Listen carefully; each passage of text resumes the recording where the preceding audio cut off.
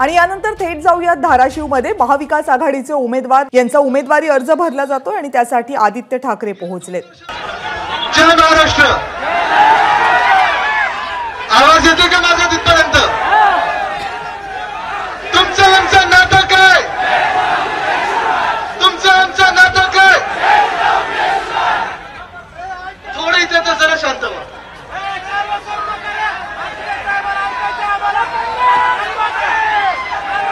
शांत व्हायला तर मागे घ्यायला लागेल, मागच्या ऐकू येत नाही। बसून घ्या, बसून घ्या दादा, बसून घ्या, बसून घ्या, बसून घ्या।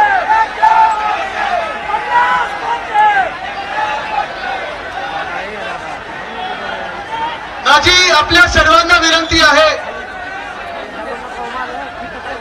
की आजचा प्रचार पाहता, अरे दादा ठीक आहे, बांधू नका, मी दिसीन सगळ्यांना। बसा बसा। तो माईक दुसरा होता, आता दिसतोय का? दादा मागे या, थोडं मागे या, पडाल तुम्ही मागे या। ठीक आहे, आता सगळ्यांनी जरा बसून घ्या, सगळ्यांनी शांत व्हा। आवाज माझा ऐकू येतोय? माझी आपल्या सर्वांना विनंती आहे, उत्साह पाहत आहे मी, जोश पाहत आहे, जल्लोष पाहत आहे, पण 4 जून साठी अजून उत्साह आपल्या जरा थोडा राखीव ठेवा। 4 जूनला पुन्हा एकदा ओमदादांच्या समोर, नावासमोर काय लावणार आहे आपण? खासदार, खासदार ओमदादा। ऊन चढत चाललेला आहे,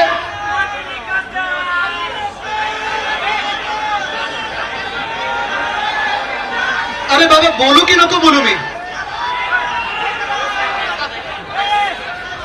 काय बोलू की नको बोलू? शांत राहा।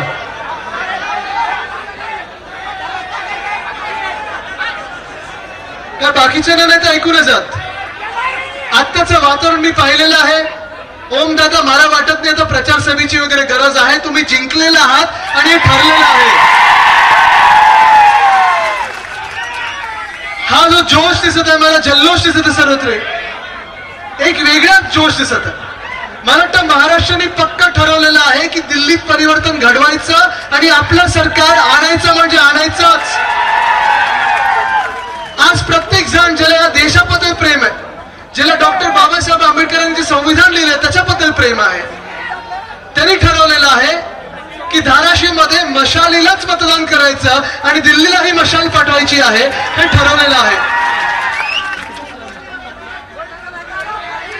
आज ही लढाई महाराष्ट्रामध्ये आपण पाहताय, गद्दार विरुद्ध निष्ठावंत अशी झालेली आहे। गेल्या 2 वर्षामध्ये, गेल्या 2.5 वर्षामध्ये, 2022 मध्ये आपण पाहिलं, आपली शिवसेना फोडली, पक्ष चोरला, निशाणी चोरली, बाग चोरण्याचा प्रयत्न केला, पण हाती काय आलं महाराष्ट्राच्या? 2023 साली राष्ट्रवादी काँग्रेस फोडली, परिवार फोडला, पवार परिवारात फूट आणली, सरकार स्थापन केलं, आलं त्यांच्या काही हातात? 2024 साली काँग्रेस फोडण्याचा प्रयत्न केला, सगळं केलं ह्यांनी, पण शिवसेना चोरली, राष्ट्रवादी काँग्रेस सोडली, काँग्रेस सोडण्याचा प्रयत्न केला, आता अजून एक ठाकरे गट सोडण्याचा प्रयत्न करतायत। पण आज तुम्हाला सांगतो, या महाराष्ट्रात भाजपला स्थान मिळणार नाही म्हणजे नाही। जो उद्धव बाळासाहेब ठाकरे ह्या व्यक्तीने नारा दिला, दिल्लीमधून दिलेला नारा आहे, अब की बार भाजपा तडीपार, हा नारा महाराष्ट्रात काय देशभरात सगळ्या राज्यात दिसायला लागलेला आहे। आणि हाच नारा जसं आपल्या महाराष्ट्रात आहे तसं लडाखमध्ये मला दिसत आहे, मला बिहारमध्ये दिसत आहे, मला पश्चिम बंगालमध्ये दिसत आहे, मला दिल्लीत दिसत आहे, पंजाबमध्ये दिसत आहे, हरियाणात दिसत आहे। सगळीकडून एकच गोष्ट येते, अब की बार भाजपा तडीपार, तडीपार करणार या भाजपला। ह्याचं कारण एकच आहे, तुम्ही पहा, आज या देशामध्ये एक सुद्धा व्यक्ती अशी मिळत नाही जी आनंदी आहे, संतुष्ट आहे। इथे शेतकरी बांधव किती बसलेत मला जरा हात वरती करून सांगा। सगळे शेतकरी बांधव आहेत ना? आता तुम्ही मला, इथे ओमदादा आहे, तिथे रोहित दादा आहेत, मी आहे, सचिन बाबा, सगळे आपले शिवसेनेचे नेते आहेत, सगळेच आपले मित्र पक्षांचे नेते आहेत। तुम्ही या महाराष्ट्राला सांगा, शेतकरी म्हणून तुम्ही आज खुश आहात का? खुश आहात? आता तुमच्या पीक मालाला भाव मिळाला? जेव्हा जेव्हा अवकाळी पाऊस, गारपीट, सततचा पाऊस लागलाय, जे काही नुकसान आपलं झालंय, नुकसान भरपाई मिळाली आहे? या सरकारकडून मदत मिळाली आहे?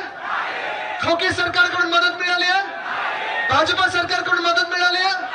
केंद्र सरकारकडून मदत मिळाली आहे? नाही मिळाली.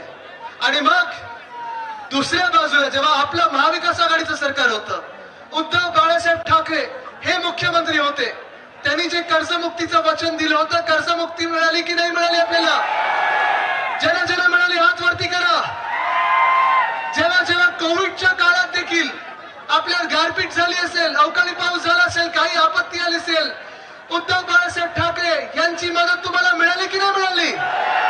शिवसेना, राष्ट्रवादी काँग्रेस, आपले सगळे मित्र पक्ष, महाविकास आघाडी सरकारची मदत आपल्यापर्यंत पोहोचली की नाही पोहोचली?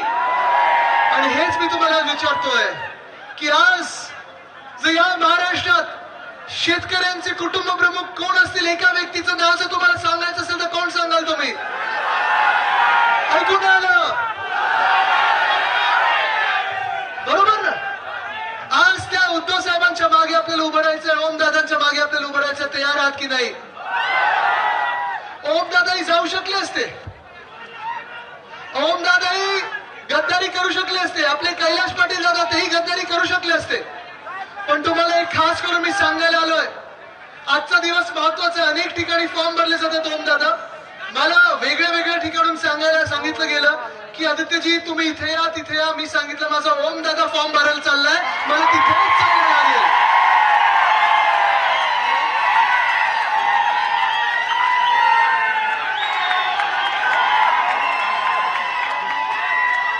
मी आज सगळ्यांना सांगितलं प्रत्येक उमेदवार माझ्यासाठी महत्वाचा आहे. महाविकास आघाडी, इंडिया आघाडीतला प्रत्येक उमेदवार माझ्यासाठी महत्वाचा आहे. पण मी सांगितलं ओमदादा जिगर का तुकडा आहे, मला जायलाच लागेल. तर ओमदादा असतील, कैलास दादा असतील. कैलास दादाला तर तुम्हाला माहितीये गाडीत टाकलेलं, वसई विरार पर्यंत नेलं ना त्यांनी. मिंदेंनी स्वतः गाडीत बसवलेलं, मिंदेंनी गाडीत बसवलं, आजूबाजूला बाउन्सर ठेवले, गुंड ठेवले, बॉडीगार्ड ठेवले. पण त्या गाडीतून एका वाघाने उद्धव साहेबांना फोन केला, सांगितलं मी अमिषाला बळी पडणार नाही, मी खोके घेणार नाही, मी गद्दारी करणार नाही, मी तुमचा आहे, मी उद्धव ठाकरे या व्यक्तीचा आहे. तिथून पळत आले नाही तर तिथून मिंदेंच्या गाडीला लाथ मारून मुंबईकडे रवाना झाले. ओमदादांनी, कैलास दादांनी मला गेल्या 2-2.5 वर्षात सांगितलेलं की आदित्य तुम्ही सगळीकडे फिरत आहात, निष्ठा यात्रा सुरू आहे, धाराशिव मध्ये येण्याची गरज नाही, आमची जबाबदारी आहे की हा जिल्हा पक्का बांधून ठेवतो. आणि आज आपण पाहताय जे प्रेमाचं बंधन आहे ते आपल्या सर्वांमध्ये मला दिसत आहे. आज आपल्याला जर शेतकऱ्याचं सरकार आणायचं असेल, आज आपल्याला आपल्या हक्काचं सरकार आणायचं असेल, आज पुन्हा एकदा आपल्याला वाटत असेल की केंद्र सरकारमध्ये कोणी आपलं पाहिजे, तर आपल्याला पुन्हा एकदा ओमदादांना केंद्र सरकारमध्ये आणि तिथे केंद्रस्थानी पाठवायला लागेल. मी इथे सगळे जमले जे शेतकरी बांधव आहेत तुम्हाला विचारत आहे, दुसरा प्रश्न विचारत आहे. हे केंद्र सरकार जे आहे 10 वर्ष भाजपचं आहे, हुकुमशाही सुरू आहे. तुम्हाला वाटतं का की हे केंद्र सरकार तुमचं आहे? 2 वर्षापूर्वीची चित्र बघा किंवा आत्ताची 2 महिन्यापूर्वीची चित्र बघा. काय झालं दादा? बसून घ्या दादा, तुम्ही बसून घ्या, बसा. अहो मी दिसीन. ठीक आहे दादा, मी त्यांना दिसत नाही. बसा. राहू दे. दिसतोय का आता? जिंकल्यानंतर येणार परत. तुम्हाला माझा प्रश्न आहे, गेल्या महिन्यामध्ये कोणी किती बातम्या बघितल्या? सगळ्यांनी बातम्या बघितल्या टीव्हीवर? पंजाबचे शेतकरी होते, काही हरियाणातले शेतकरी होते, काही उत्तर प्रदेशचे शेतकरी होते, आपल्यासारखेच शेतकरी होते. आपण शेतकऱ्याला अन्नदाता मानतो आणि उद्धव साहेबांनी मला एक सांगून ठेवलंय, आदित्य शेतकरी म्हणजे अन्नदाता असतो, अन्नदाता देवो भव आपल्या देशात ही संस्कृती आहे. बरोबर ना? ह्या शेतकऱ्यांवर केंद्र सरकारने, केंद्र सरकारच्याच लोकांनी, केंद्र सरकारच्याच मंत्र्यांनी जेव्हा आपल्या तिकडचे सगळे शेतकरी बांधव दिल्लीकडे मोर्चा निघाले होते, सांगत होते तुम्ही जी वचनं दिली होती ती पूर्ण करा. अरे मी जरा या फोटोग्राफरने सांगितलं जरा बसून घ्या ना, कृपा करून बसून घ्या, थोडा प्लीज बसून घ्या, बसा प्लीज. मागच्यानं दिसत नाहीये रे.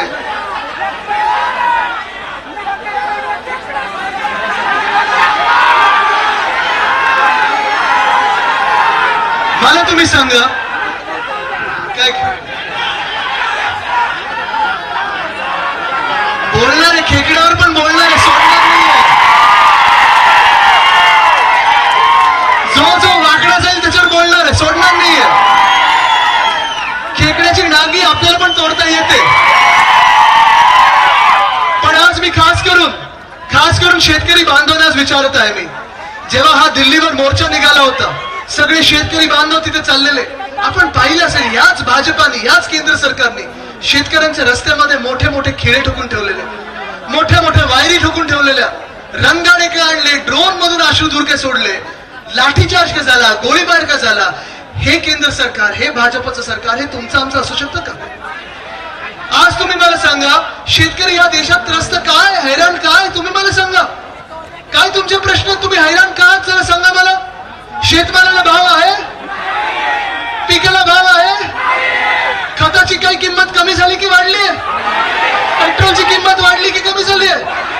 आज महिला इथे बसल्या, तुम्ही मला सांगा गॅसची किंमत 2014ला किती होती? तेव्हा आपण काँग्रेस विरुद्ध आंदोलन करायचो ना, लाठीकाठी आपण पण भाजपसोबत खाल्ली आहे. पण जुमला असा होता, तेव्हा आपल्याला सांगितलं होतं गॅस, डिझेल, पेट्रोलचे भाव खालती येतील, वरती नाही जाणार. आज कितीला म्हणजे वाढलं की खालती गेलं?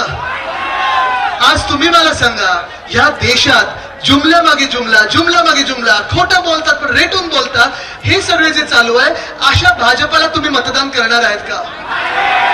आज शेतकरी हैराण आहे, शेतकऱ्यावर लाठी चालवली जाते. शेतकरी जेव्हा मोर्चा काढतो, अर्बन नक्सल बोललं जातं, आतंकवादी बोललं जातं, पण चायना जी लडाख मध्ये घुसलेली आहे त्याला रोखण्याची हिंमत नाहीये. आमच्या शेतकऱ्यांना लाठीकाठी खायला लागते. आज महिलांची आपण हालत जर बघितली, महिलांवर अत्याचार वाढत चाललेला. याच मंत्रिमंडळात, या महाराष्ट्राच्या मंत्रिमंडळात 2 असे मंत्री आहेत ज्यांना हकालून काढून टाकलं पाहिजे होतं, गेट आउट सांगितलं पाहिजे होतं. कारण एका आमदाराने, एका मंत्र्यांनी महिला खासदारावर घाणेरडी शिवीगाळ केली, सुप्रियाताईंबद्दल अपशब्द वापरले. दुसऱ्यांवर तर बरोबर आहे, दुसऱ्यांबद्दल दुसरे जे आहेत त्यांनी, त्यांच्यावर इथं एवढे घाणेरडे आरोप आहेत, महिलांना अत्याचार करणारे, महिलांवर अत्याचार करण्याचे, पण अजूनही त्यांना काढलं नाहीये. आज इथे मी महिलांना विचारतोय, एक बातमी आपण एका वर्षापूर्वी ऐकली असेल, गुजरातमध्ये बिल्किस बानो या बाईवर रेप झाला होता. ऐकलं होतं ना तुम्ही सगळ्यांनी? तिच्या मुलीला तिच्या समोर चिरडलं होतं.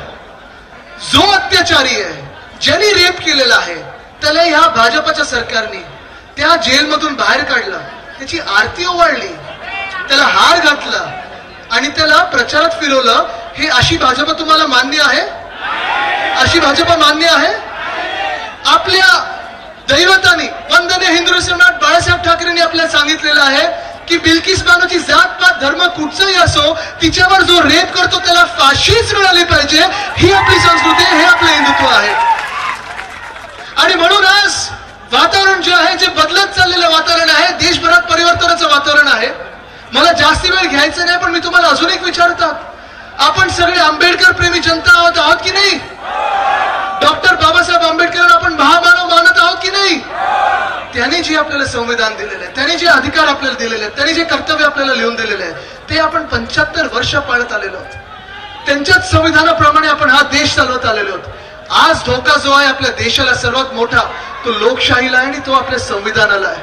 तुम्ही मला सांगा, ज्या भाजपाला संविधान बदलायचं आहे, ज्या भाजपाला डॉक्टर बाबासाहेब आंबेडकरांनी लिहून दिलेलं संविधान बदलायचं आहे, त्या भाजपाला तुम्ही निवडून देणार आहात? निवडून देणार आहात? आज चर्चा कशावर सुरू आहे या देशामध्ये? आज चर्चा कशावर सुरू आहे? जे भाजपचे लोक आहेत, जे प्रचारक आहेत, ते काय सांगतात? विरोधी पक्ष मांस मटन मच्छी खाणार आहेत, विरोधी पक्षांनी असं केलं, नेहरूंनी असं केलं आणि अमुक यांनी असं केलं. ओ, जे झालं ते झालं. 50 वर्षापूर्वी झालं, 100 वर्षापूर्वी झालं. तुम्ही सांगा, 10 वर्षात तुमचं हुकुमशाहीचं सरकार होतं, तुम्ही काय केलं हे आम्हाला सांगा. बेरोजगारी कमी केली आहे, महागाई कमी केली आहे, महिलांवरचे अत्याचार कमी केलेत, शेतकरी आत्महत्या कमी केलेत? नाही केलेत. मग कशासाठी मतदान करायचं? एका बाजूला अशी भाजप आहे जी खोटं बोलत चाललेली आहे, संविधानाचा अपमान करत चाललेले आहे, आपल्या देशांच्या नेत्यांचा अपमान करत चाललेले आहे. दुसऱ्या बाजूला आम्ही महाविकास आघाडी म्हणून आहोत, जे केलेली काम आहेत ती तुमच्या मदत आणि तुमच्यासाठी करत आहोत. आज इथे अमित भैया आलेले आहेत. मला आठवतं एक बैठक अशी होती, इथे मंत्री असताना कैलास दादा असतील, मी असेल, ओम दादा असेल, आम्ही त्यांच्याकडे बैठक घेतली कारण आपल्याला इथे धाराशिव मध्ये मेडिकल कॉलेज पाहिजे होतं.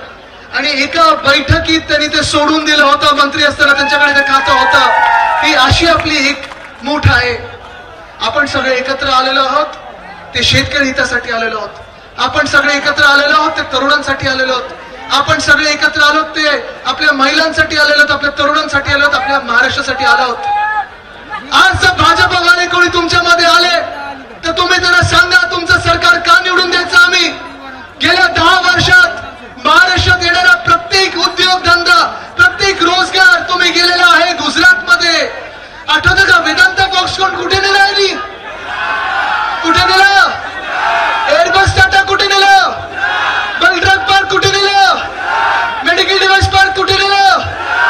वर्ल्ड कप फायनल कुठे नेली? आता तुम्ही मला सांगा, वर्ल्ड कप फायनल वानखेडेला असते तर जिंकलो असतो ना आपण. मग मला सांगा तुम्ही, जो कोणी भाजपचा इथे प्रचार येईल ना त्याला ठामपणे विचारा की तुम्हाला महाराष्ट्राबद्दल एवढा द्वेष तुमच्या मनात काय आहे? काय आहे? जो विकास आपल्याला घडवायचा आहे तो अशा लोकांकडून नाही की विकास कोलमडला आणि बोलले खेकड्यांनी पकडलं आणि असं झालं. तुम्हाला वाटत असेल तुम्ही पैसे देऊन तुमच्या खिशात सगळे बसतात ना, तुम्हाला घरी बसवणारी जनता इथे समोर आलेली आहे. तुमच्या खोटे डॉक्टर आम्हाला नको. आमचे जे डॉक्टर होते आमचे देव होते. तुम्ही काय सांगता आम्हाला की एवढे डॉक्टरेट माझ्या खाली काम करतात, तेवढे डॉक्टरेट माझ्या खाली काम करतात. जे डॉक्टर होते, जे नर्स होते, जे जीपी होते, ते आज तुम्ही बघताय आपल्या जनतेमध्ये त्यांनी जी लोकांची सेवा केलेली आहे. कोविडच्या काळात असेल, ही सगळी लोकांना आपल्याला घेऊन पुढे निघायचंय. आणि तुम्हाला एकच सांगतो मी, आजपासून प्रत्येक वेळेला जेव्हा जेव्हा तुम्हाला कोणी सांगेल येईल तर आमचं सरकार येईल, त्यांना सांगा इंडिया आघाडीचं सरकार केंद्रात पण येणार आणि महाराष्ट्रात पण येणार. आणि जशी आपली घोषणा आहे, तुमचं आमचं नातं काय? तुमचं आमचं नातं काय? दिल्लीला देणार महाराष्ट्रच पर्याय. जय जिजाऊ जय शिवराय. दिल्लीला देणार महाराष्ट्रच पर्याय. इथून पुढे निघत असताना घरोघरी तर आपण जाणार आहात. मी तुम्हाला एकदा विचारतो, तुम्हाला अरे खेकडा करत नका बसू. नको त्या लोकांना जास्ती भाव नका देऊ, तीच त्यांची लायकी आहे, सोडून द्या. तुम्हाला एकच विचारतो, आपली निशाणी कुठची? आपली निशाणी कुठची? इथे द्या.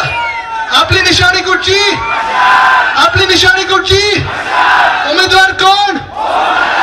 उमेदवार कोण? निशाणी कुठची? निशाणी कुठची? निशाणी कुठची? मतदानाचा कुठचा दिवस? मतदानाचा कुठचा दिवस? मतदानाचा कुठचा दिवस? धन्यवाद. जय हिंद, जय महाराष्ट्र, वंदे मातरम. आणि तू निघत असताना मी सगळ्या कार्यकर्त्यांना विनंती करीन, सगळ्या नेत्यांना विनंती करीन, ऊन चढत चाललेला आहे, प्रचार जरूर करा, पण स्वतःची काळजी घ्या आणि वेळेवर पाणी आणि खात राहा. धन्यवाद. जय महाराष्ट्र. एबीपी माझा, उघडा डोळे बघा नीट.